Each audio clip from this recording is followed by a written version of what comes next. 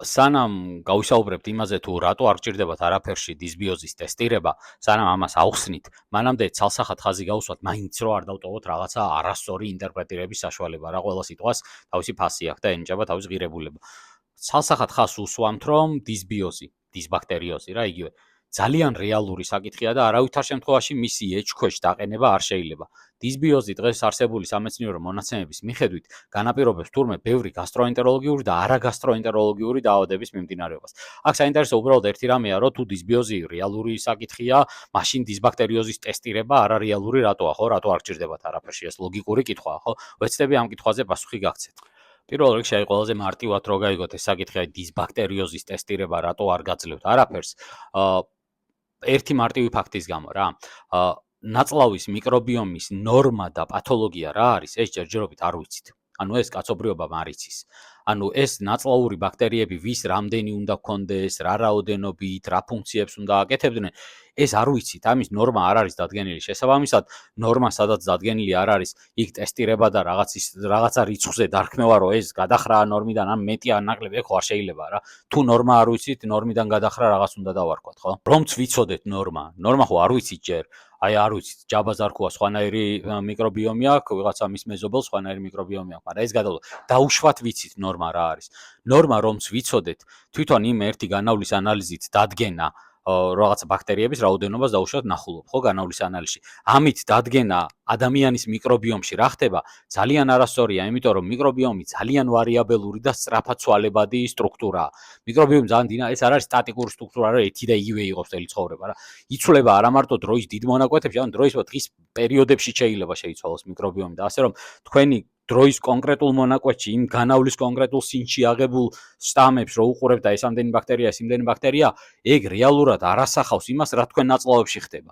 ეს არ შეესაბამება იმას. ეს ახლობი როგორი რაღაცა იცით, აი ფეხბურთის მატჩის სურათი რო ნახოთ, ერთი ცალი სურათი და ამითი რომ ცადოთ მთელ მატჩზე ინფორმაციის მოპოვება. ხო ვერ მოიპოვებთ არა, ანუ რაღაცა სურა კადრი რო ნახოთ, ცენტრში ბურთს აგორავებს ვიღაცა ფეხბურთელები, ხო? ამით ხო ვერ მიხვდებით ეგ მატჩი როგორ დამთავრდა, როგორ მიმდინარეობს, რა ახასიათის თამაში იყო და ამ შემდეგ. ზუსტად იგივეა იმ ერთი ცალი ტესტირებით, ნორმა და პათოლოგია არ ვიცით თქვი, მაგრამ რომც ვიცოდეთ, მაინც არ მიუთითებს ეგ თქვენს ნაწლავში მიმდინარე პროცესებს. იმიტომ რომ მიკრობიომი ბევრი რამით იცვლება, დიეტით, სტრესით, ჩფოთვით, თვითონ გაძომვის მეთოდებით და ეგ განავლის სინში, რასაც ვნახულობთ ერთ სინში, ეგ არ იქნება იმის მანიშნებელი, რა თქვენ ნაწლავებში ხდება. პრობლემაა თავად ტესტირების მეთოდებში. კიდევ ერთხელ მოდი ცალსახად ხაზს გავუსვამ ამას, რომ აქ რასაც ვლაპარაკობ, ხა არ ეხება მარტო საქართველოს, ეს ზოგადად სოფლიოში არ გამოიყენება ფართო გასტროენტეროლოგიურ პრაქტიკაში ეს ტესტირება იმ მიზეზების გამო, რასაც ახლა ვთვლით. მათ შორის ახლა პრობლემაა მაგალითად თავად ტესტირებაში. დაუშვათ ნორმა ვიცით, დაუშვათ იდეალური რაღაცა გაზომვის მეთოდია, რომ ვიცით, რა ერთი განავლის ანალიზით შეგვიძლია დავადგინოთ მიკრობიომში რა ხდება. დავუშვათ. თვითონ ტესტირებაც არ არის ჯერ იმდენად დახვეწილი რა მეთოდებიც არსებობს ამ თვითონ განავლის ტესტირებით. ერთ რამეს აიგნორებენ რა, რასაც მეცნიერება ვერ აიგნორებს. თვითონ ამ რამდენი ლაქტობაცილა გაქვთ და ეშერიახია კოლი, ეს შეიძლება იმდენად მნიშვნელოვანი არ იყოს, რამდენადაც რას აკეთებენ ისინი მათი ცოდნა. მაგალითად, რამდენად გარდაქმნიან ნაღლოვან მჟავებს, რამდენად აწარმოებენ ამიაკს, რაღაცა მოკლე ჯაჭვიან ცხიმოვან მჟავებს და ამ შემდეგ რა მიკრობიომის სხვა ფუნქციები რაც არის. მათი ფუნქცია საინტერესო შეიძლება გქონდეთ ცოტა ეშერიხია კოლი, მაგრამ ის ეშერიხია კოლი თქვენი ორგანიზმის და ცხოველქმედებისთვის საერთოდ არ გჭირდებოდეთ და თქვენს ორგანიზმს მაგალითად ევოლუციურად სხვა შტამი დომინირებს, რომელიც სხვა ფუნქციებს აკეთებს, ხო?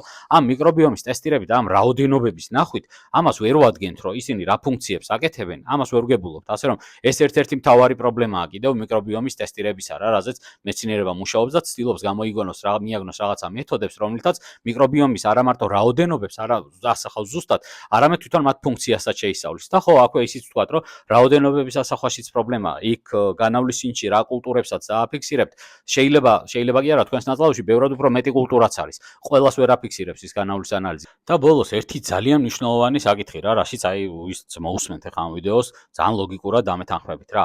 დავუშვათ ზემოთ რაც ჩამოთვალე, ყველა პრობლემა გამოსწორებულია რა. ნორმა დადგენილია, იდეალური ტესტები გვაქვს იმის ფუნქციასაც და დავუშვათ ყველაფერს ვაკეთებთ. თავარი რა, ამ ტესტირების პასუხი, რასაც მივიღებთ, ჩვენს ქცევას მაინც არ განსაზღვრავს. ანუ დღესდღეობით მიკრობიომის გამოსასწორებლად ისეთი მედიკამენტები მაინც არ გვაქვს, რომ აი ტესტირების მიხედვით, რომ ნახავთ რაღაცა პასუხს და ანუ ჩვენ ხო ანალიზებს და გამოკვლევებს იმისთვის ვაკეთებთ, რომ რაღაცა ჩვენი მოქმედება შეიცვალოს, ხო? ჩვენი მოქმედება თუ არ შეიცვლება და თუ მაინც არაფერი არ უნდა შევცვალოთ, მაშინ ტესტირებაც რა საჭიროა, ხო? აი დღეს მიკრობიომის ტესტირება რა მეთოდებითაც ხელმისაწვდომია, არანაირად არ გუცვლის ქცევას. ის პრობიოტიკი მაინც შეიძლება ექიმმა სუბიექტურად დანიშნოს და დიდი დანაშაული ეს არ იქნება და მაინც იგივენაირად მოექცეს თქვენს გასტროჩივილებს, როგორც ისედაც მოიქცეოდა. ანუ ამ ტესტირების მიხედვით თქვენი მკურნალობა არ შეიცვლება. მოსკენ შეჯამებისთვის შეგვიძლია ვთქვათ, რომ მიკრობიომის ტესტირება დღეს არსებული სამეცნიერო მტკიცებულებების მიხედვით ფართო გასტროენტეროლოგიურ პრაქტიკაში არ გამოიყენება.